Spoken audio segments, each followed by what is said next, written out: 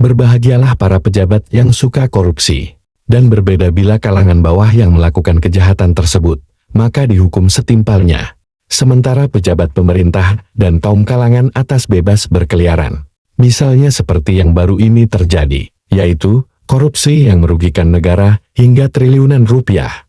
Dan mengejutkan lagi, ketika melakukan persidangan, koruptor tersebut hanya mendapatkan hukuman 6 tahun 5 bulan saja. Berbeda halnya dengan negara tetangga kita. Contohnya seperti Malaysia dan Singapura.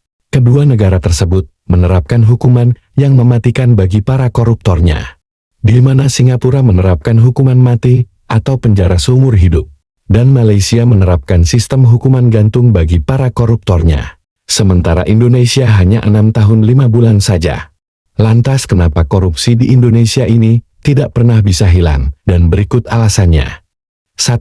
Tidak adanya hukuman yang mematikan. Sempat ada wacana jika terkait dengan kasus korupsi Indonesia, akan menghukum para koruptor untuk menghukum mati.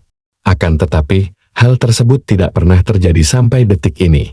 Alasannya hukuman tersebut tidaklah efektif diberikan bagi seorang koruptor, dan dianggap terlalu ekstrim bagi pelaku yang terkena hukuman.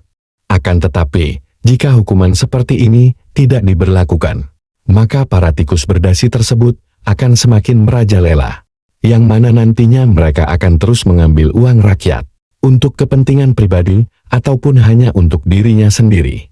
Yang mana hal tersebut akan merugikan negara, dan juga rakyat nantinya tidak mendapatkan apa-apa.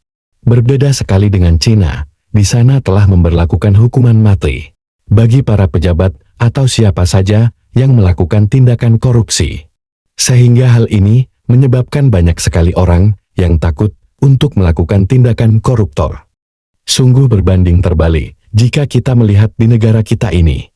Orang yang tertangkap dengan dugaan korupsi masih saja bisa tersenyum lebar pada media, seakan seperti tidak melakukan salah apapun terhadap rakyatnya.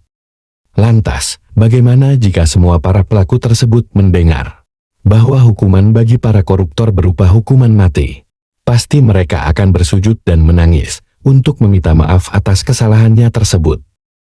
2. Korupsi sudah menjadi budaya. Seperti yang telah kita ketahui bersama bahwasanya, korupsi di negara kita ini sejatinya sudah mengakar dengan kuat. Bahkan sebelum melengsarnya Pak Soeharto, korupsi itu sendiri sudah membumi dan hidup di Indonesia. Mulai dari zaman kerajaan terdahulu, seperti Majapahit, Singasari, hingga kerajaan Demak. Bahkan tindakan korupsi kala itu menyusup masuk, hingga menjadi kehancuran yang besar terhadap kerajaan di Indonesia. Jika dilihat dari faktor penyebabnya, yaitu sama seperti sekarang ini, untuk memperkaya diri sendiri, dan juga untuk mendapatkan kekuasaan atau jabatan yang tinggi.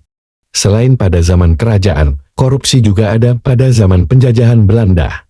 Kala itu korupsi mulai ditanamkan oleh company. Mereka mengangkat petinggi-petinggi lokal, lalu memberinya upeti. Selain itu, mereka juga mengajari petinggi lokal tersebut untuk mendapatkan uang dengan cara memeras rakyat dan memakai uang dari pemerintahan. Sehingga, lama-kelamaan, budaya ini terus mengakar kuat. Dan bahkan, sekarang ini korupsi sudah menjadi pohon besar, yang benihnya akan diwariskan dari generasi ke generasi. 3. Tidak adanya upaya dari pemerintah untuk memberantas korupsi.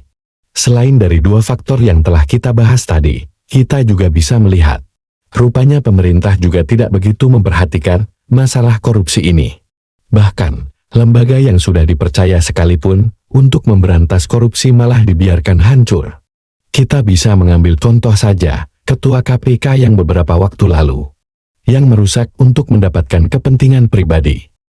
Yang mana mereka ini pihak yang seharusnya menegakkan hukum, tapi malah melakukan tindakan kejahatan di dalamnya.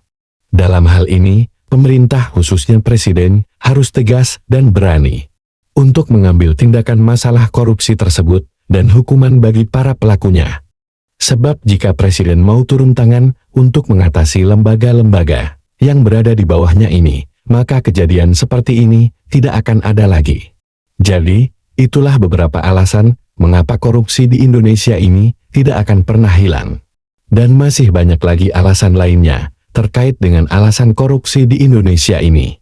Dan semoga saja ada hukuman-hukuman tertentu bagi pihak yang suka melakukan tindakan korupsi tersebut, sehingga negeri ini bisa hilang dari kasus korupsi. Dan semoga pembahasan ini dapat bermanfaat bagi kita semuanya.